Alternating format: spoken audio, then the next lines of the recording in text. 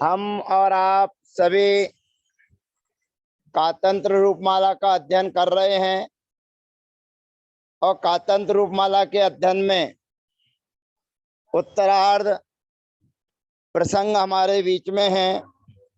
उत्तरार्ध में कृदंत के अंतर्गत जोहत्यादि गण हमारा चल रहा है और जोहत्यादि गण अब लगभग समाप्ति की ओर है और तृतीय गण की समाप्ति के बाद में दिवादी गण चतुर्थ गण हमारे बीच में उपस्थित हो जाएगा।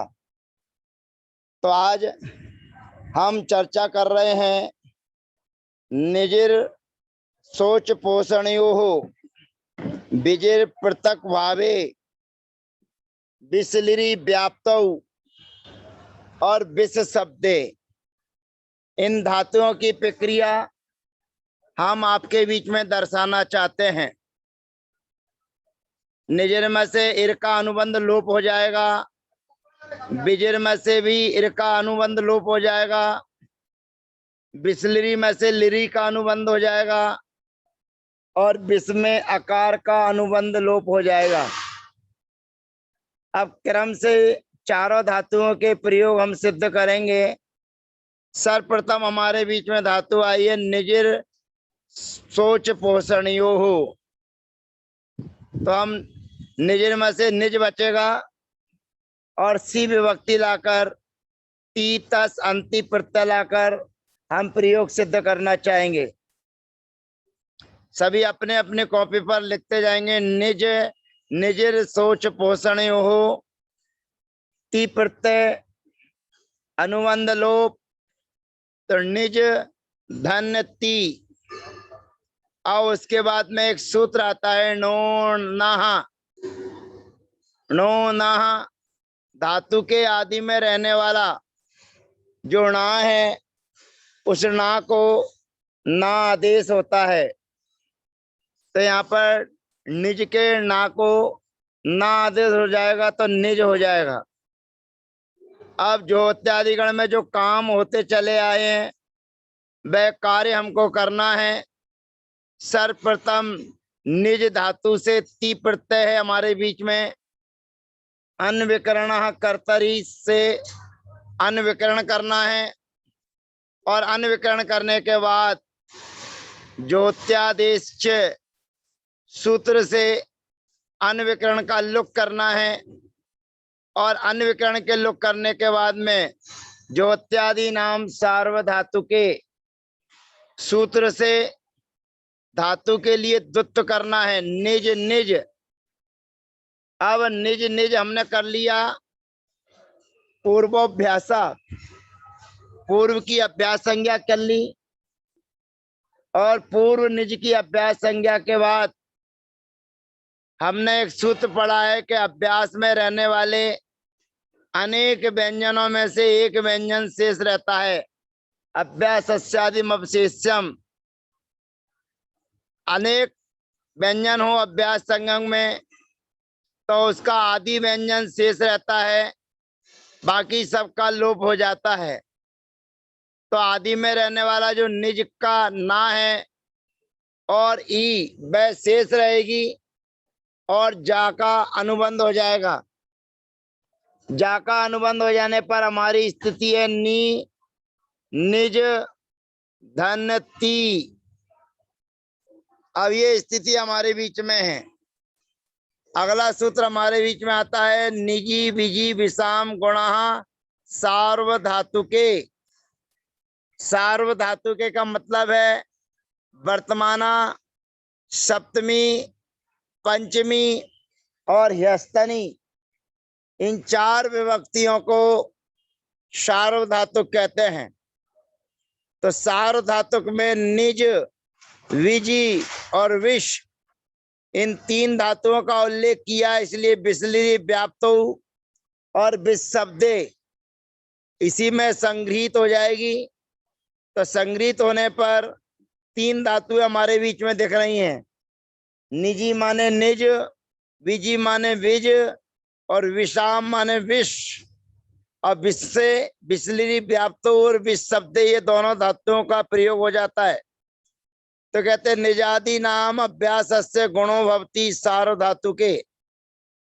निज बीज और विष इन धातुओं के अभ्यास को गुण होता है सार धातु पड़े रहने पर। अब इनके अभ्यास को हमने गुण कर दिया, माने ई के स्थान पर एक आदेश कर दिया। अब हमारी स्थिति है ने धन निज धन ती।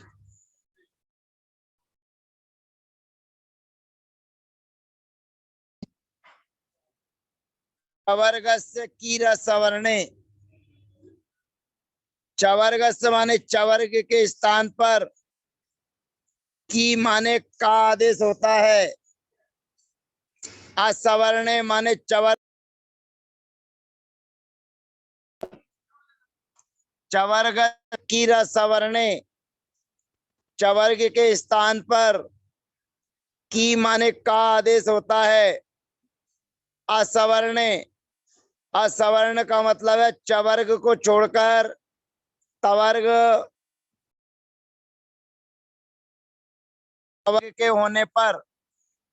यहाँ पर सामने क्या है, ती है, ती। और निज धातु का जा माने जा क्या है, चवर्ग है। तो निज धातु का जा चवर्ग है और उसके सामने ती प्रत्यय संबंधी ती है जो तवर्ग है, यानी चवर्ग के सामने चवर्ग नहीं है तो वह असवर्ण कहलाएगा। तो यहाँ पर जो निज का जा है उस निज के जाके स्थान पर का आदेश हो जाएगा। अब हमारी स्थिति है ने धन नी धन का धन ती। अब यहाँ पर नामिनस चोप धाया लघु हो, उपदा में लघु नामी है और उपदा में लघु नामी होने के कारण बीच में रहने वाला प्रयोग हमारा बन जाएगा ने ती। दोबारा बनाने की कोशिश करें हम। ने ती कैसे बना, निज धातु है, निज धातु से ती प्रत्यय लाए,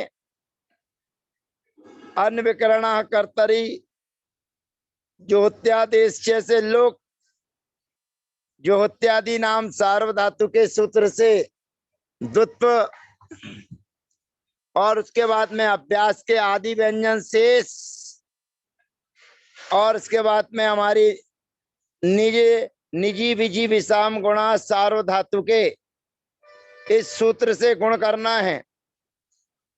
और चवर्ग से कीरा सवर्णे, चवर्ग के स्थान पर का आदेश होता है।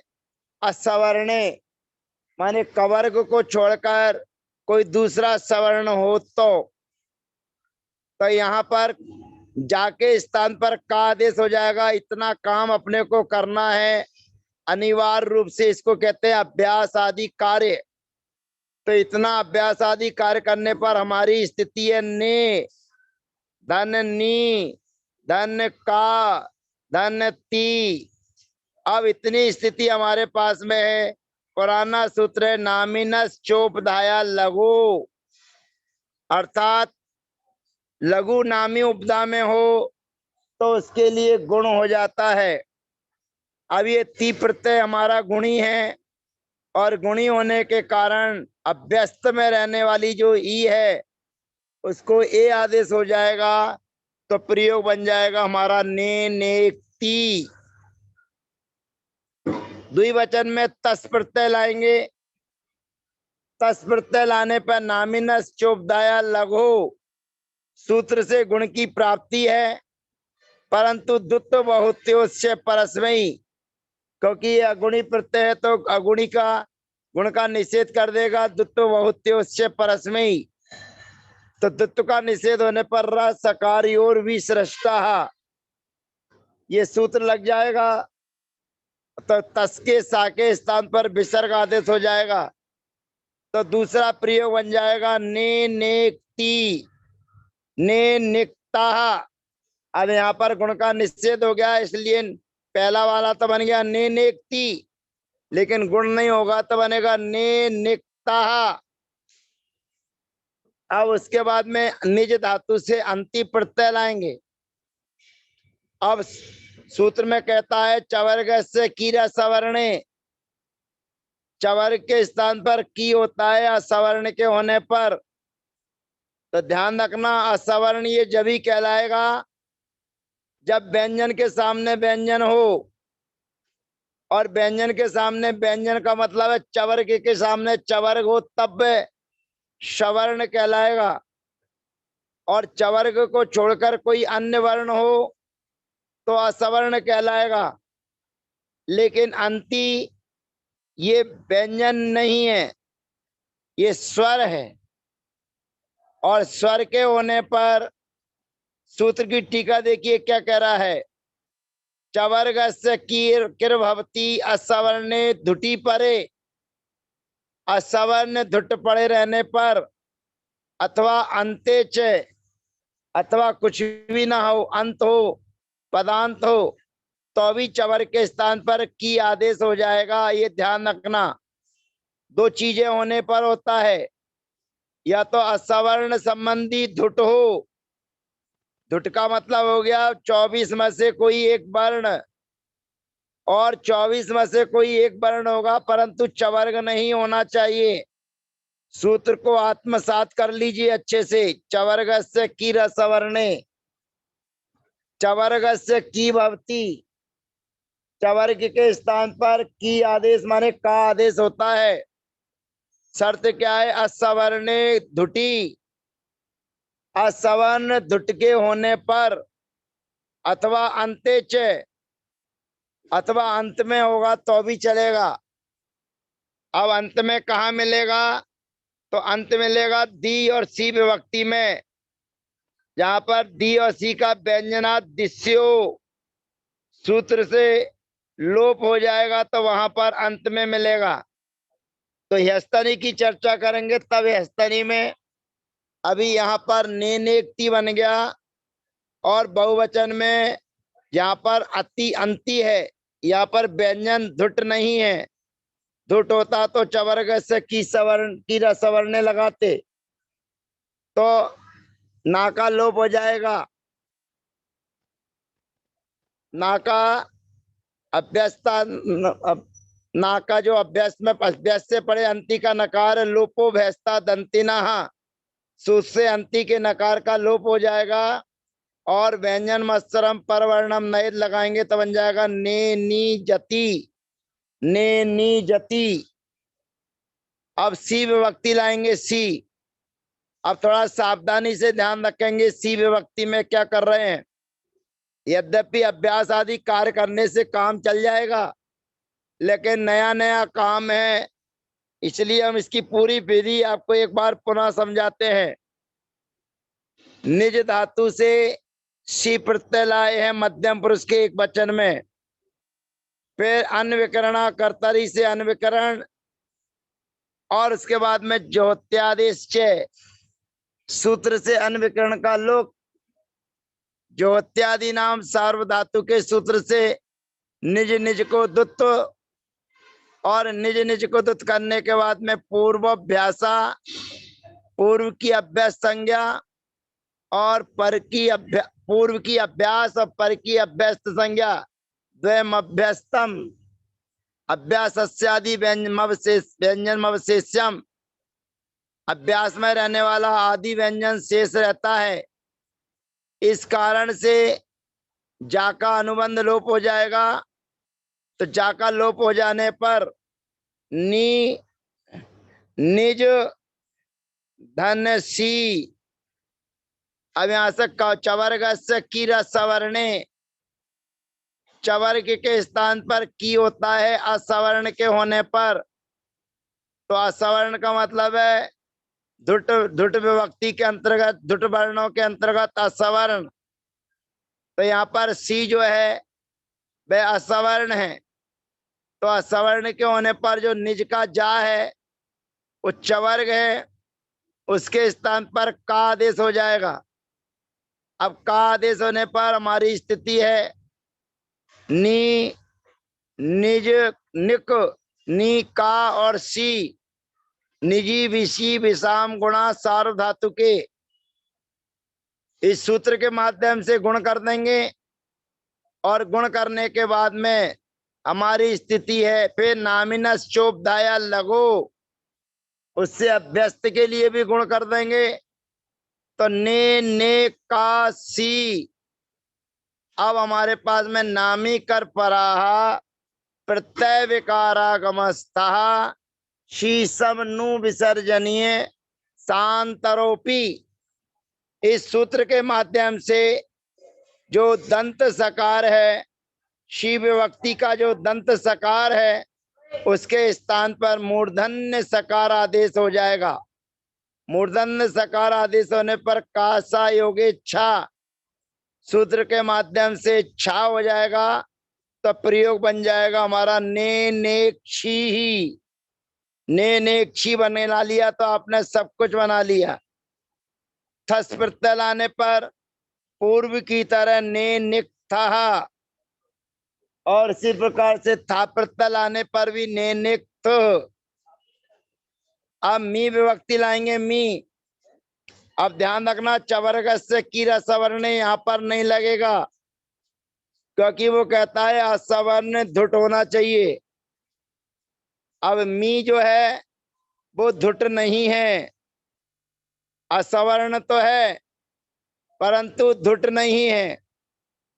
तो धुट नहीं होने पर जाके स्थान पर का आदेश नहीं होगा, तो बन जाएगा ने नेजमी। फिर द्विवचन में ने निज वाह और ने निज माह, यह प्रयोग हमारा सिद्ध हो जाता है। अब हम निज धातु से सप्तमी विभक्ति के एक वचन में यात प्रत्यय लेकर आएंगे, और यात प्रत्यय लेकर आने पर हमें सब कुछ वही काम करना है जो करते चले आए हैं।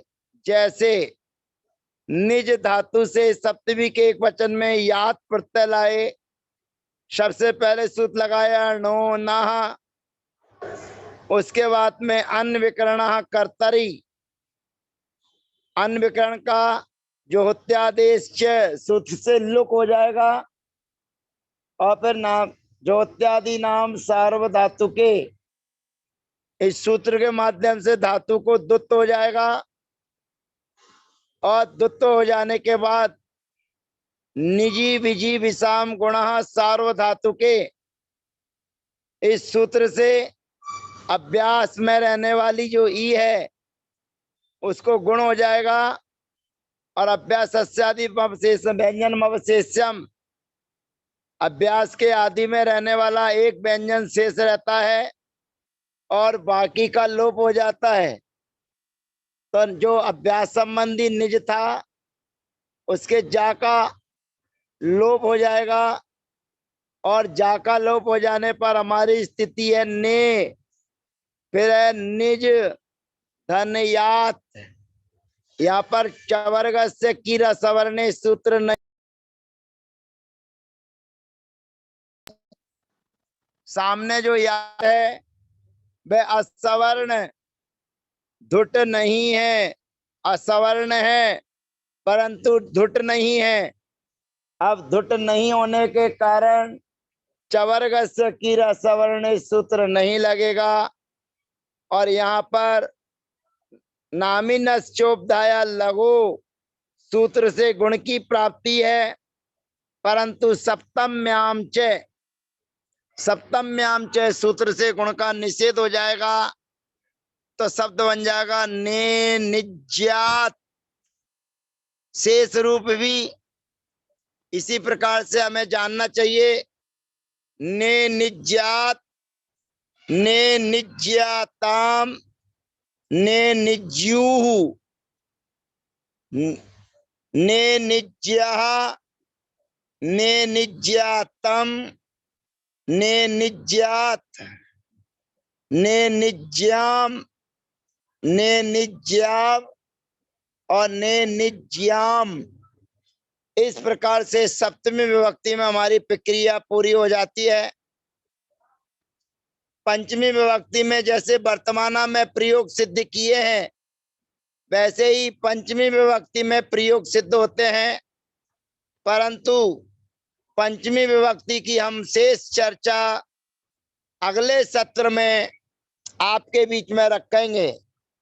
तो हमें ध्यान रखना है, निजी विजी विषाम गुणा सार्वधातुके, यह सूत्र निज बीज और विष धातु के लिए अभ्यास में रहने वाला जो ई है उसको गुण कर देता है, और ई के स्थान पर ए होता है नियमित। यहाँ पर किसी भी सूत्र से अभ्यास में रहने वाले का गुण का निषेध नहीं होता है। गुण का निषेध होता है जो अभ्यस्त में रहने वाला है, उसका द्वित्व बहुत्योच्य परस्मयी सूत्र से गुण का निषेध होता है, और सप्तमी में सप्तम्याम जैसे गुण का निषेध होता है। और ही विभक्ति लाएंगे तो हौचा सूत्र से गुण का निषेध हो जाएगा। इतना अपने को विशेष ध्यान रखना है, यानी कि अभ्यास में रहने वाले को गुण नियमित होगा और अभ्यस्त संबंधी गुण को गुण का निषेध भी हो जाएगा। शेष चर्चा अगले सत्र में। तब तक के लिए जय जिनेन्द्र, वंदना, सबका यथायोग अभिवादन।